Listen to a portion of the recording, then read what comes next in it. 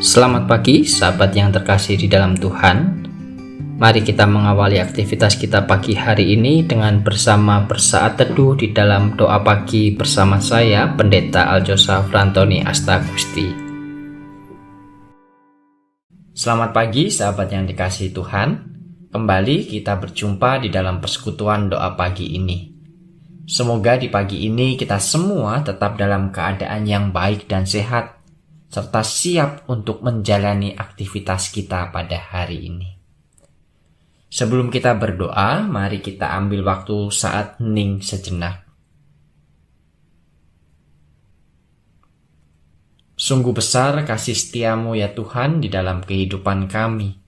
Kembali di pagi ini kami beroleh kebaikan kasih Tuhan dengan diizinkan bangun dan bersiap melanjutkan hidup pada hari ini. Kami juga bersyukur karena semalam Tuhan telah menyertai istirahat tidur kami, sehingga di pagi ini keadaan tubuh boleh menjadi lebih segar kembali. Sebentar kami juga akan bersama-sama merenungkan firman-Mu ya Tuhan. Pimpin kami dan mampukan kami ya Roh Kudus. Buatlah kami mengerti, memahami, dan pastinya dapat melakukan firman-Mu itu di dalam kehidupan kami hari lepas hari. Di dalam nama Tuhan Yesus Kristus kami berdoa. Amin. Sahabat, mari kita memuji memuliakan nama Tuhan dengan mengangkat sebuah pujian dari KJ nomor 454, Indahnya Saat yang Teduh.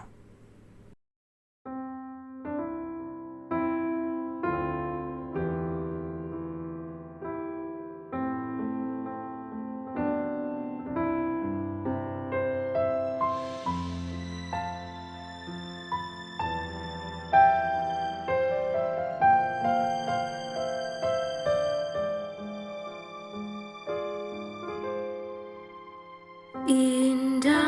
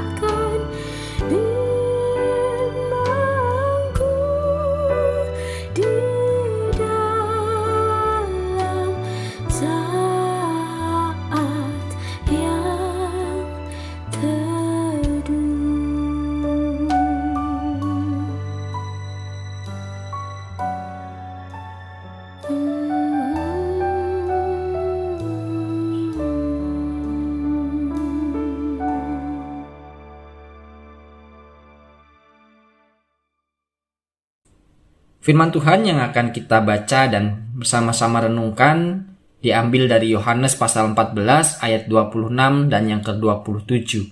Yohanes pasal 14 ayat 26 dan ke-27. Demikian firman Tuhan.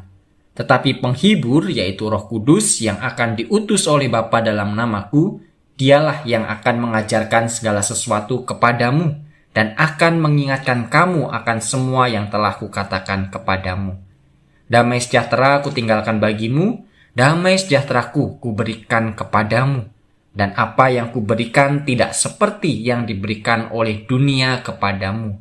Janganlah gelisah dan gentar hatimu. Sahabat, bagian dari firman Tuhan yang baru saja kita baca tadi merupakan sebuah kata-kata penghiburan kepada para murid.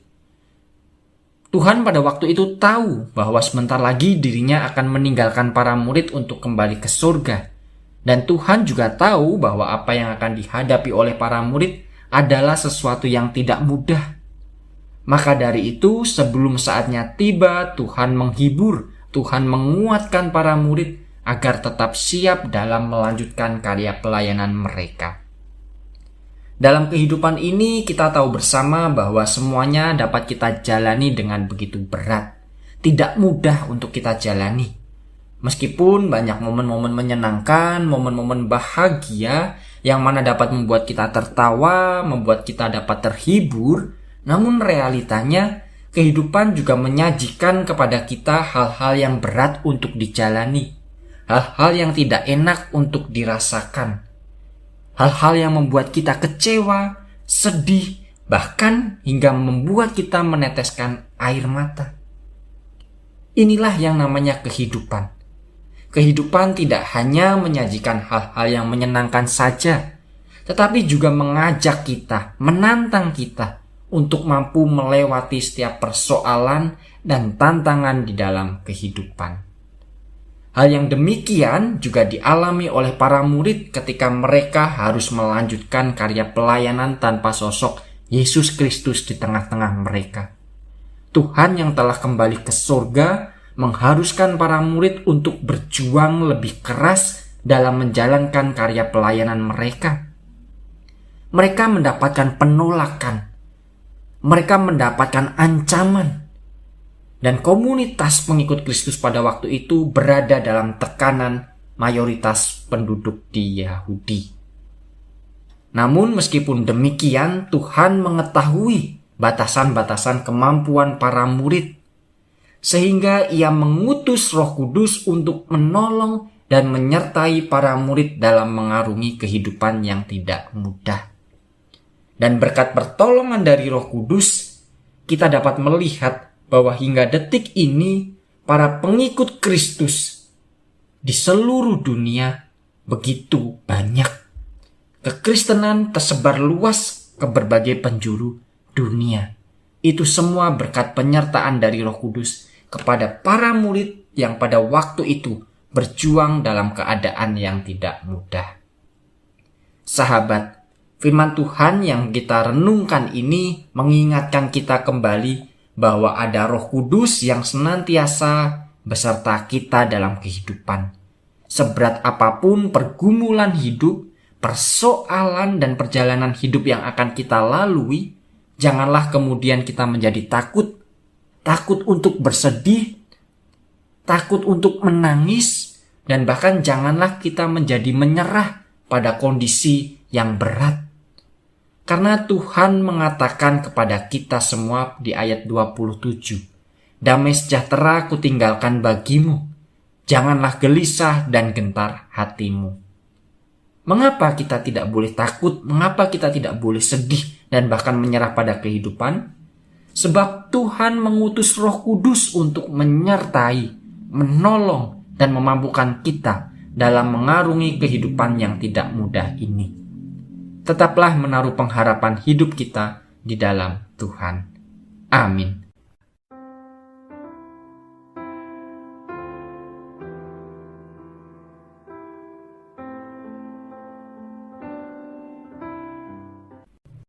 Mari kita satukan hati dan pikiran kita di dalam doa. Tuhan, terima kasih karena pagi hari ini kami tetap memiliki kesempatan untuk mendengar dan merenungkan firman Tuhan. Firman Tuhan yang mengingatkan kami bahwa di dalam kehidupan yang penuh dengan pergumulan ini, penuh dengan tantangan ini, Tuhan mengingatkan kami bahwa Roh Kudus tetap bersama dengan kami. Roh Kudus tetap menyertai, Roh Kudus tetap memimpin dan akan menolong kami di dalam setiap perjumpaan dengan pergumulan dan tantangan dalam kehidupan ini. Maka dari itu, Engkau mengingatkan kami untuk tidak takut bersedih. Engkau mengingatkan kami untuk tidak takut menangis dan bahkan kecewa di dalam kehidupan ini. Sebab semua apa yang akan kami alami merupakan tantangan bagi diri kami untuk semakin memperbaiki diri. Roh Kudus akan menolong, Roh Kudus akan memampukan kami di dalam setiap keterbatasan hidup kami. Dan terima kasih juga firman Tuhan boleh senantiasa menguatkan kami kembali bahwa di dalam kehidupan ini kami masih harus melewati dengan setiap perjuangan. Maka dari itu kami memohon kepada Tuhan untuk tetap memberkati kami, mencukupkan setiap kebutuhan hidup kami, terlebih juga menjagai dan menyertai kami dari segala macam penyakit dan mara bahaya di dalam setiap aktivitas hidup kami. Biarlah juga di dalam pimpinan dari Roh Kudus, iman kami boleh tetap senantiasa bertumbuh dan kami juga boleh semakin mematangkan diri untuk menjadi murid-murid yang sesuai dan seturut dengan kehendak Tuhan. Terima kasih ya Tuhan. Sebentar kami akan melanjutkan siarahan hidup kami. Kami memohon tuntunan dan penyertaan dari Tuhan di dalam setiap aktivitas yang akan kami lakukan. Di dalam nama Tuhan Yesus Kristus, kami serahkan aktivitas dan hidup kami. Amin.